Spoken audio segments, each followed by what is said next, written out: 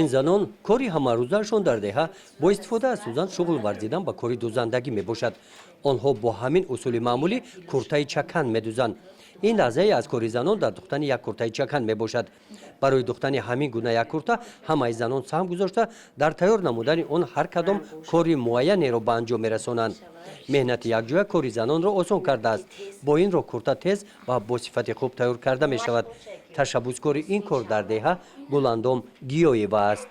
ما وقتی که می انعنوی هنرهای مردمی در همه جا که پخش شد، ما خرسان شدیم که امروز زنکو با همراهی همه کسا جمع شدیم، مصلحت کردیم که بیاین امی هنرها را ایبای نبروریم، هم با هم جمع شیم، مثال امی هنرهای مردمی را پیش بریم. بعد وقتی که ما امی 15 نفر که جمع شدیم در امی سیخ دوزندگی تشکیل کردیم. سیخ دوزندگی تشکیل کردیم، خیلی امی دوختن لباس و این چیزای عروسی را با کلا گرفتیم. با کلا گرفتیم، همچون ما رئیس در بالای امی کار و فعالیت میکنم. خیلی مثال همی چیزی که نرسه با ما شرایط ایوار را مهیا میکنم، همه کسا میشنیم با جمع میدوزیم، خیلی زکست میگیریم، یعنی صاحب معاش میشیم. این زنان تا به اینجا آمدن بیکار بودند. در دهات مشکلات اساسی برای زنان دریافت جای کار است. گلاندام این مشکلات زنان را درک نمود و این گروه دوزندگی را تشکیل کرد. بیکار بودیم. وقتی بیکار بودیم دیدیم همه بیکاره، دیگه همی کار همه تشکیل کردیم، قطعی همی زنکو جمع شدیم. خیلی باید خشم با کار میشه و با گفتن خنده دیگه روز فراموش میکنیم. دیگه روز میگذریم خیلی. ولی نصیب کرده را با مصلحت داریم که از سیخی پخت پس تشکیل کنیم که مثال با همی پختن همی شیرینی ها را همی دخترهای ما یاد بگیرن مثال. در دهه چهارباغ تشکیل چنین یک گروه زنانه با مقصد جلب نمودن زنان دهات به مهنت یکجایی کلکتیوانه به منفعت خود زنان گردید. در قشلاق خیلی سهم بیکاری بسیار می شود، برای که در قشلاق یکون کار نیست. وقتی که کار خونه داری و خونه را که بود کردی، بعدی اون مجبوری که یک کار در آواره باشی، که یک کار در آواره باشی که یک روز تا بگذرونی، یک بهبودی در پیش ببری. چند خم میشینی در خونه، یا برای بعد چند درد ایلاد میزنی و چند کسل میزنی، این تری 3-4 کس که باشی با گپ خرسندی میزنی، با یک درد دو کمی دوزی با وقتت خش میشه و روزت میزگره. در گروه زنان آزاد هستند، با مصلحت گلاندام با ذوق کار میکنند. محصولاتشان را به بازار برآورده درآمد آن را عادلانه بین هم تقسیم میکنند.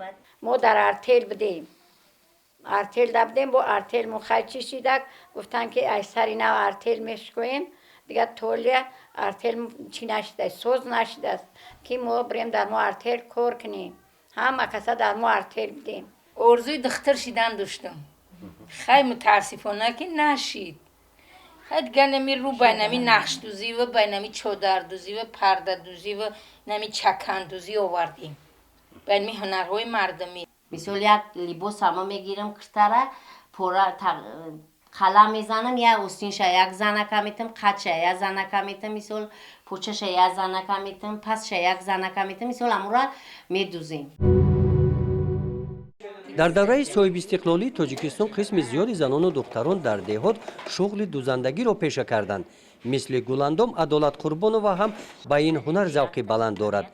در لیسه کسب تکنیکی ناحیه واسه در سیمخانه دوزندگی کسب دوزندگی را به این دختران یاد می‌دهد. آرزوی اولین من همین بود که وقتی که در دهات می‌دیدم زنان را که تنقیسی می‌کشیدن و اویلاشون با مهاجرت مهنتی میرن، در اونجا کار نمی‌یابند، کودکا قطعی میمونن.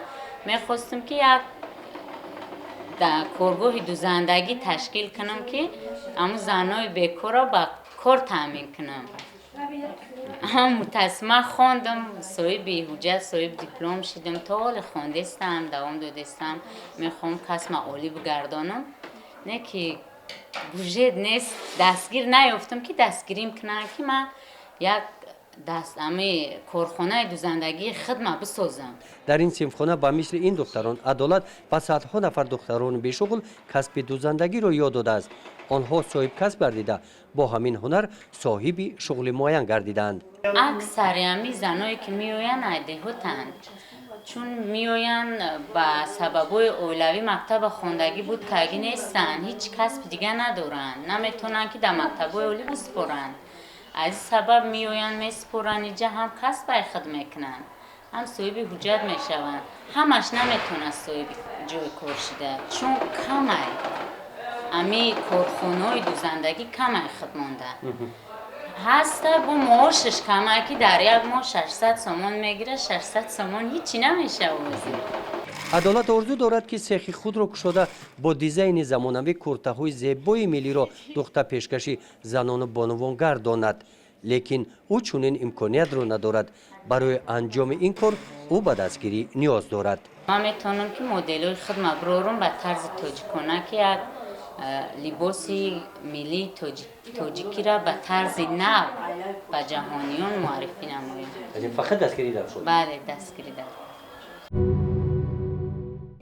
در دهه چهارباغ گلندام و این زنان نقشه های کلان دارند اما امکان عملی نمودن آن را ندارند آنها هم کارخانه خود را ندارند در یکی از حجره های منزلی استقامتی گلندام به این شغل فرا گرفته شده انتظاری تأسیس کارگاه خود هستند خیلی دمی دستگیری دیگه دستگیری میکنن مثال که ما با هم یک کارخونه کنیم مثال کار فعالیت کنیم مثال با بسیاری دخترها را کار یاد بتیم ما میخواهیم که خیلی نمی یک روزانایم امی جای دوزندگی به خود تشکیل کنیم یکم دستگیری میکنن یکم یاردم میکنن خیلی ای طرف حکومت ای طرف دولت ای جایی که باشه دستگیری میکنن که ما همی سهم زنای بیکار مو بسیاریم یک صاحب جای کار شیم یک صاحبی گفتی چی خود موشیم که مقصد ما همی رشد ملی مونه دخترای یاشته دخترای جوان ده یاد بتیم نشون بتیم که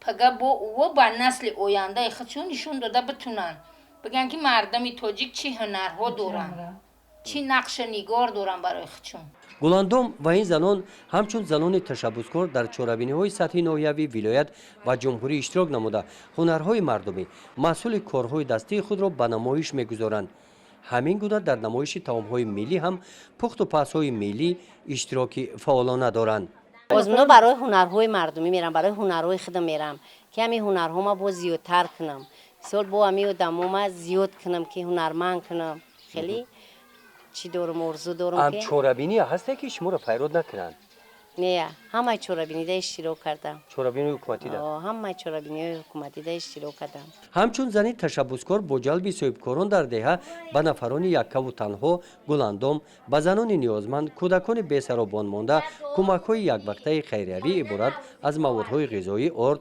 و روغن میرسانند در دل ارزو دارم که خداوند امی ارزوم عمل کرده فقط کمک خدم رو به امتری آدمای یتیم با آدمای کمیزاعت بیمار امی سهم خدم رو بگذارم بسیار از هم خیلی میبینن در دهات که هم خیلی هم بسیار با صاحب کارو میام با پیش ما که اپا کجا امتری آدمو هسته خیلی با همراهی صاحب کارو با میرم امی کمک خدم رو چی میکنم یا با حکومت مراجعت میکنم ای حکومت مثال با یکم یاردم چی میکنم که مثال امی آدمو را دستگیری کنیم